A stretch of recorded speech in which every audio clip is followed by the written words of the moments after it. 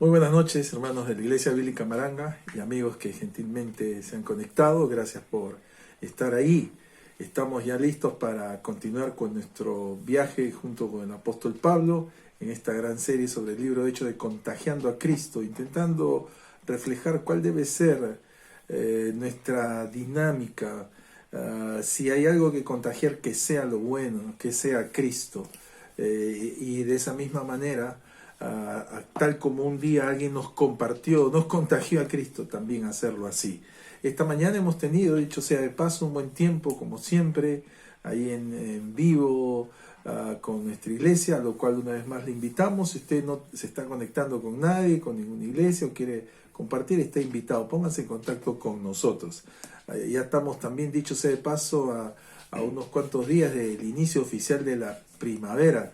Y esperamos que eso también ayude en cuanto al clima, al tiempo. Bien, ya estamos listos para continuar nuestro estudio del libro de Hechos. Estamos allí en estos variados hechos que ocurrieron en Éfeso, en este lugar tan importante que se convertiría en el centro neurálgico del ministerio por excelencia.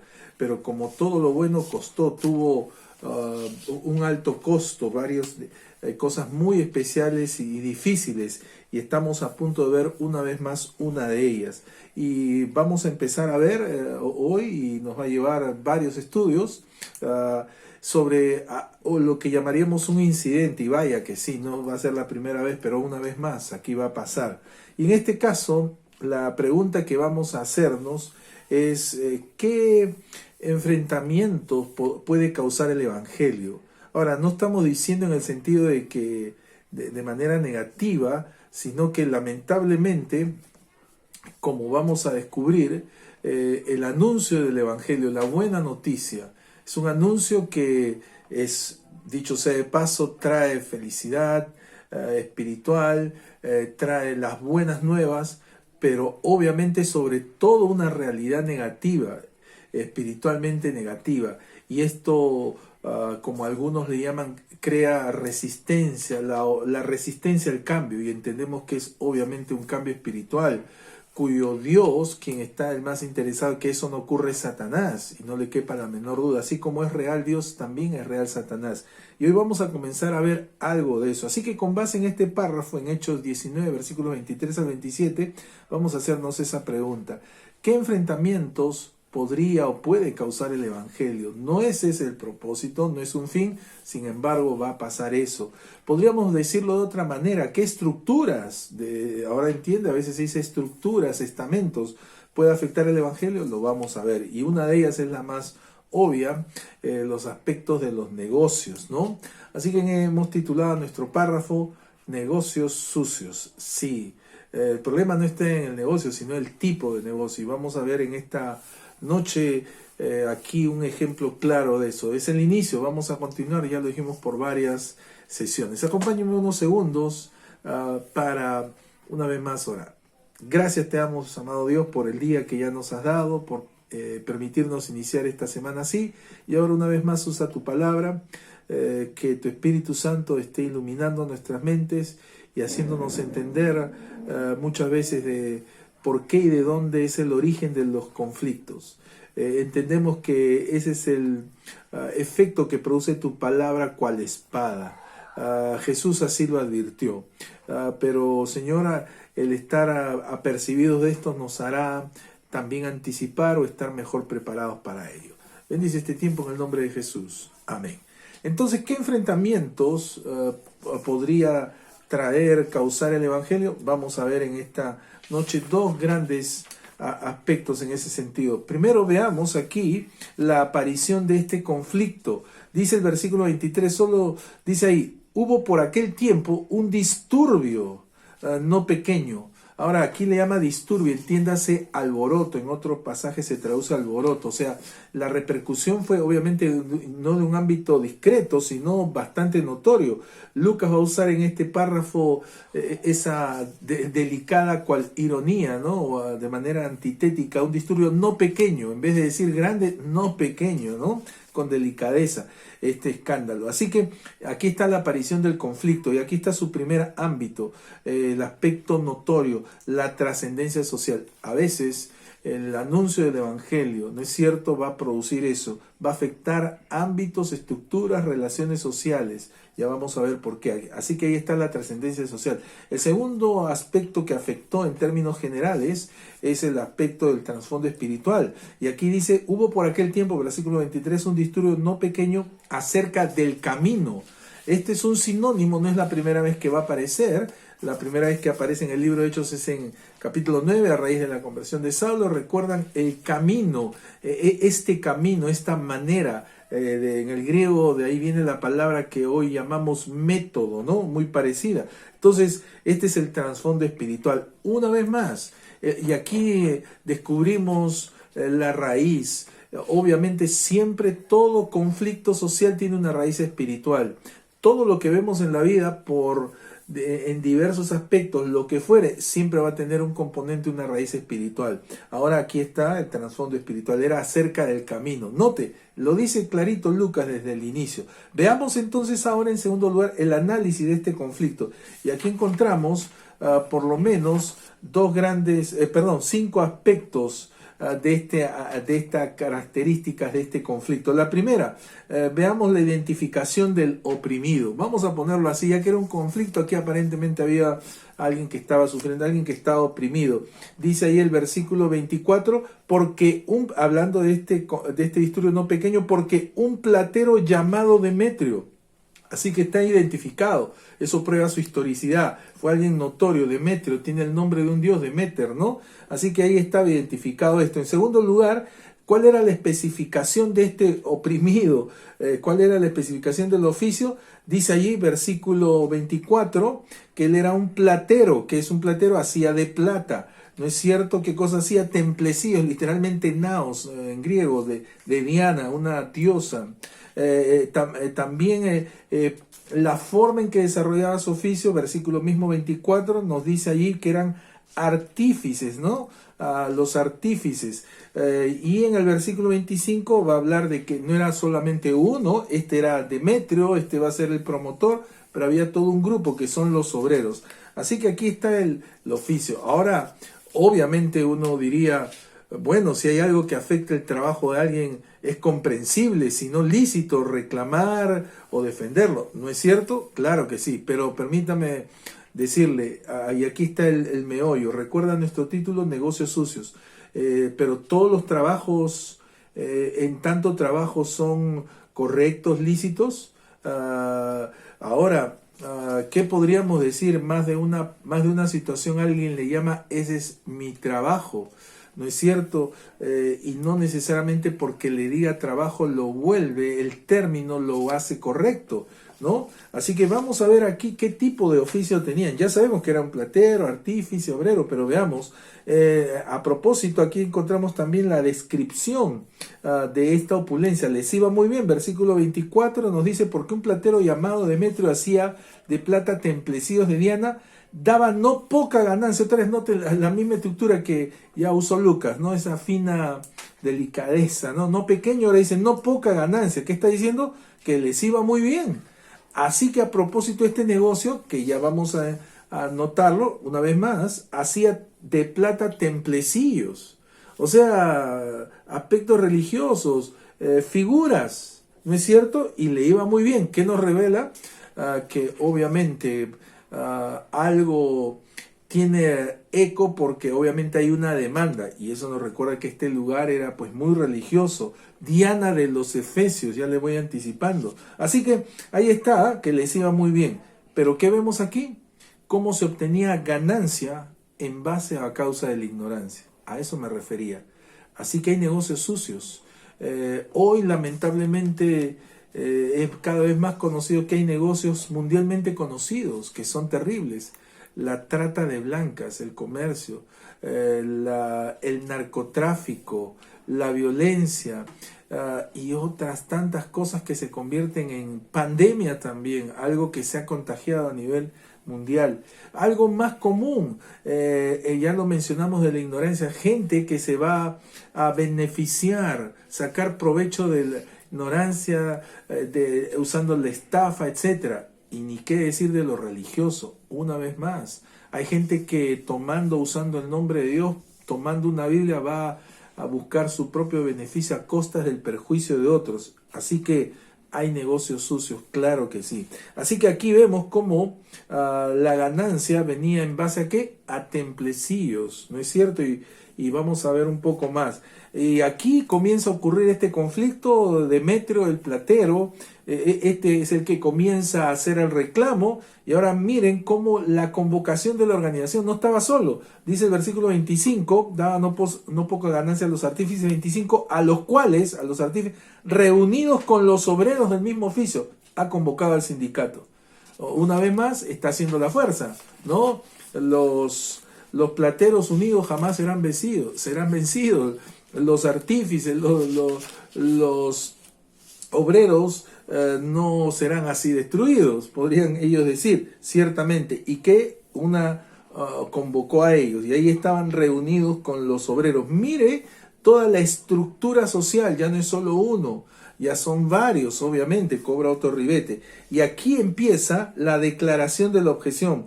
Versículo 25 en adelante, a los cuales reunidos con los obreros del mismo oficio, dijo, una vez más, y aquí ha quedado registradas las palabras. Y aquí vamos a ver, según ellos, cuál era la objeción.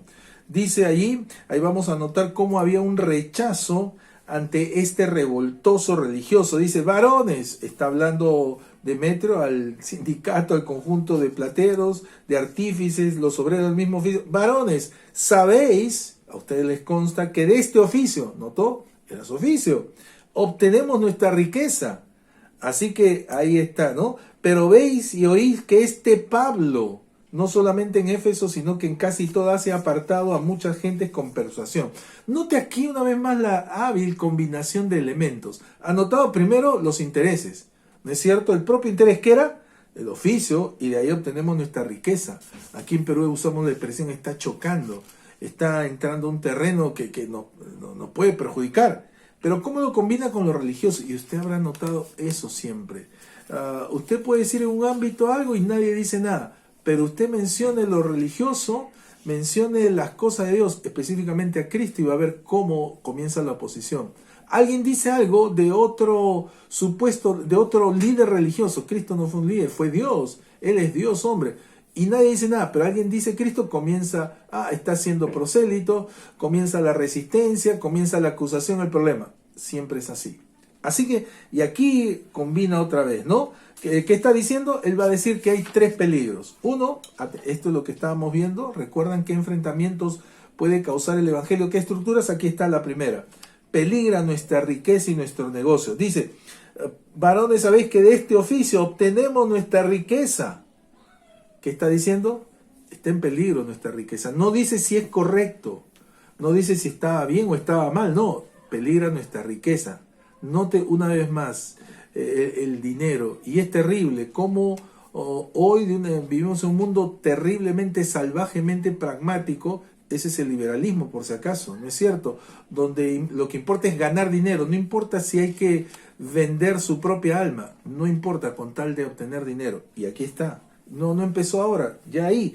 Y obtenemos nuestra riqueza. Y aquí combina con la indisposición hacia Pablo. Pero veis y oís que este Pablo no solamente en Éfeso, sino que en toda Asia ha apartado a mucha gente con persuasión.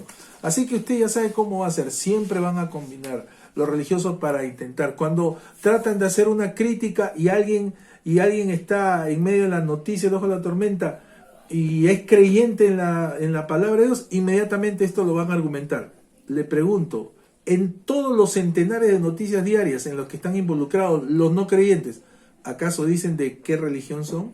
¿Acaso dicen su trasfondo moral? No, pero sí es un delito, es un lugar común, algo que terrible cuando esta persona que está directo o indirectamente en la noticia es creyente. Ya sabe, lo va a combinar. Pero el tema es pretextar. El tema de fondo era peligra nuestra riqueza y negocio. Así que aquí el evangelio anunciado por el apóstol Pablo estaba trayendo esta amenaza, ¿no es cierto?, a esto de la riqueza. Y sí, cuando el evangelio llega a lugares donde, por ejemplo, hay la delincuencia, el tráfico ilícito de drogas. El narcotráfico, la drogadicción va a afectar y a ellos no les va a convenir. Así que ya sabe por qué. Un segundo peligro que van a pretextar, el peligro peligra nuestra reputación. Versículo 27 dice, porque hay peligro de que nuestro negocio venga a desacreditarse. O sea, ¿cómo es posible que nos haga quedar mal? O sea, Pablo con toda su propaganda. ¿Cuál propaganda? ¿Cuál aparato de propaganda? Ninguno. Pero ¿cómo pretextan? ¿No? Hay peligro que nuestro negocio venga a desacreditarse.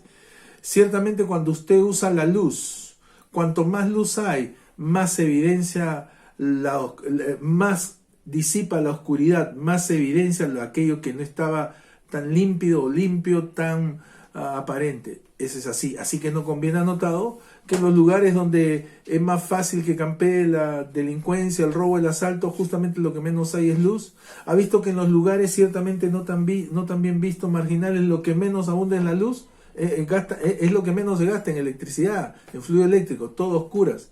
¿Ha visto que esas cosas se hacen justamente a oscuras espaldas? Ya lo sabe por qué. Y entonces va a pretextar aquí, nuestro negocio venga a desacreditarse. ¿Cómo es posible? Ahora es impresionante. ¿Ha notado cómo todo el mundo esgrime cierta moral? ¿No es cierto? La gente en cualquier estrato, hasta el peor delincuente va a decir, esto es injusto. Imagínense, el delincuente. Aquellos que son estafadores van a decir, esto es injusto. Imagínense. Y aquí, nuestro negocio venga a desacreditarse. O sea, es Pablo quien iba a hacer quedar mal, iba a hacerle mal la propaganda. Ya sabe que no es así. El último peligro que aquí esgrimían, peligra nuestra religiosidad. ¿Qué estamos viendo? Estamos viendo cómo el evangelio va a afectar, va a hacer evidenciar ciertas estructuras que no son correctas. Por eso titulamos Negocios Sucios. Y aquí está el último peligro, peligra nuestra religiosidad. ¿Qué dicen? Este es el asunto más de fondo. Noten cómo lo combina con esto, lo del dinero. No son dioses. Dice así, no son dioses los que se hacen con la mano. Porque esto es lo que le achacaban al apóstol Pablo, que él decía esto, no son dioses los que se hacen con las manos.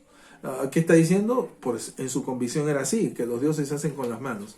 No ha cambiado mucho, lamentablemente, en 20 siglos. Mucha gente sigue pensando que así son los dioses, lo que se hace con las propias manos. Son conscientes de eso, pero deciden creer voluntariamente, a pesar de lo irracional, prefieren creer su propio error. No son dioses los que se hacen con las manos. Versículo 27, porque el templo de la gran diosa Diana, otro peligro, sea estimado en nada. Mire, ¿qué está argumentando? Sobre la religiosidad. Ese es el fondo, ¿no es cierto? Ahora, decir religiosidad es decir mucho. En realidad son aspectos espirituales. Y por último dice, y comience a ser destruida la majestad de aquella quien venera toda Asia y el mundo entero. Ahora ya no fue el negocio.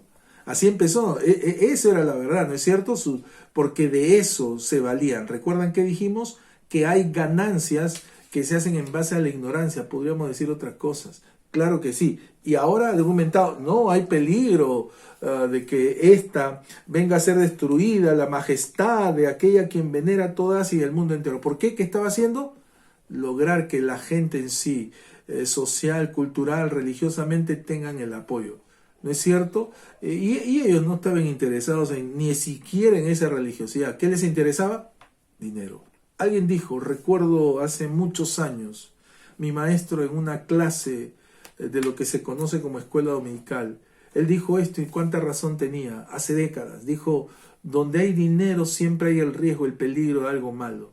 Ciertamente, en el sentido donde se mezcla, no estamos hablando de la manera lícita, el trabajo, ¿no? Aunque este es un trabajo, pero mire, donde de esta manera, ¿no? Así que, mire cómo va a afectar. ¿Qué está afectando aquí? Cosas que son incorrectas, este tipo de negocios. Me pregunto, reitero, si nos atreveríamos a anunciar el evangelio en esos lugares que son sensibles, socialmente marginales, inadecuados. ¿Nos atreveríamos a predicarlo? Ciertamente sabríamos que experimentaríamos directa e inmediatamente esta oposición. Que el Señor nos ayude a no hacer el distingo, no hacerlo por ellos, sino mirarlo como personas que no conocen al Señor. cuya consecuencia es esa, estar en esos pecados. Así que somos llamados a dar estas buenas nuevas. Le animo a que usted lo haga. Te damos gracias, Señor, por tu palabra. Gracias que nos animas a que compartir este mensaje poderoso que afecta las estructuras más férreas, en este caso espirituales, como tú habías anticipado, que no prevalecerán las puertas del Hades contra tu iglesia, el mensaje que como iglesia somos llamados a dar, el mensaje del Evangelio. Y Señor, ayúdanos a tener el valor, el denuedo necesario para anunciarlo así. En nombre de Jesús. Amén.